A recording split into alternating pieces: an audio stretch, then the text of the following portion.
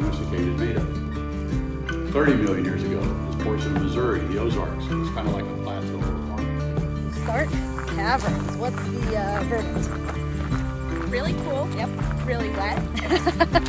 And our tour guide, Lee, really funny. Yeah, he was awesome. That was a huge cave. So definitely, you know, if you are in Linn Creek, Missouri, there's a lot of different caves and caverns and things that you can go do.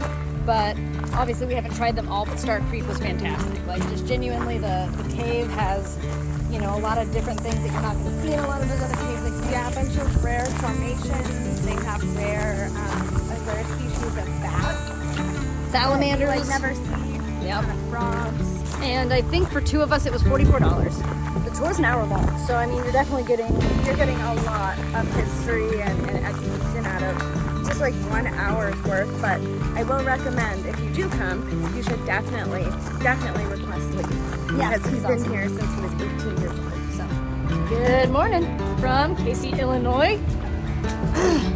We are on the hunt. We are on the hunt for big things. Apparently Casey, Illinois is known for like giant objects. So I found some giant objects.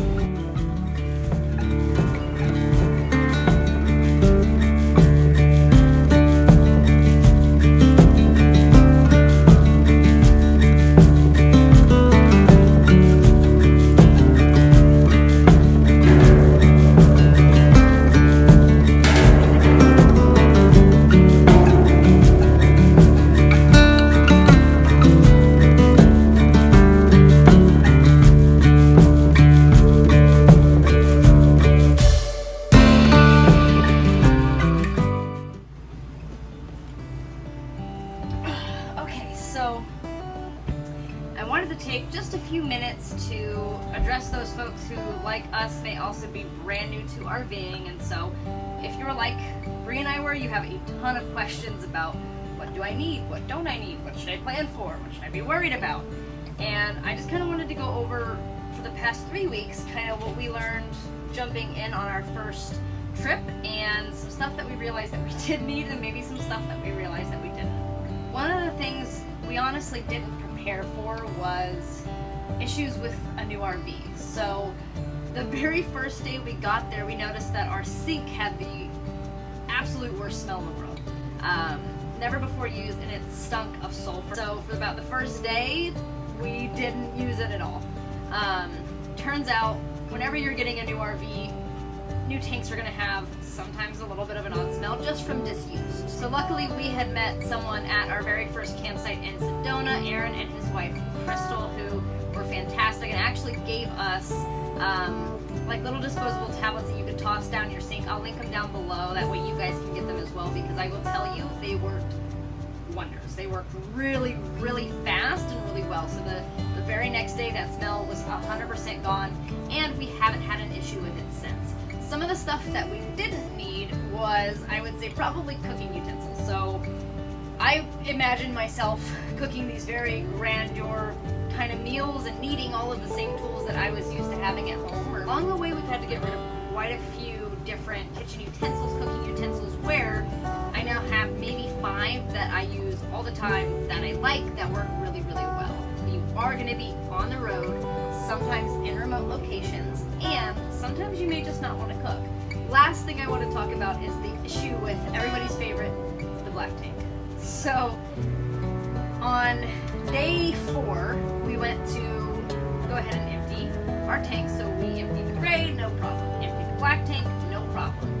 I went to go ahead and hook up our hose to do the black tank flush, problem. So as soon as I hooked it up, I realized that water was flowing through the hose, but nothing was going into the tank to actually flush the tank. Found out that first trip out, brand new RV, it was broken. So we had to do a little bit of an improvisation, and it is currently still broken. However, I do have the part to fix it. We've just been traveling so much and working and doing different things along our path to Ohio that I really haven't had the time to sit there and do it. For now, what we've done is we have, of course, our hose that we use for flushing the black tank, but we pull it inside as of right now, and we actually have to put it into the toilet and let that run for the same 5 minutes that you would just to make sure that your tank is clear. And that's it. So I just wanted to, again, let everyone know, we are new to this. We're definitely learning along the way. We've learned a lot already from different things that have happened or things that we run into. But part of the fun of being on this type of journey is learning. Is not being stuck in a routine, not being stuck doing the same thing day after day. It's definitely been fun and challenging and exciting to work together as a couple and as a team to figure out how to solve any of these issues that we've run into. So if you are new to RVing, just like us, you're not alone. If you do have any other tips, tricks, or if you yourself are encountering some issues, drop them in the comments below. Maybe some other folks will be able to either sympathize with you or have the answer to that question. But thanks again for watching, guys. Bye.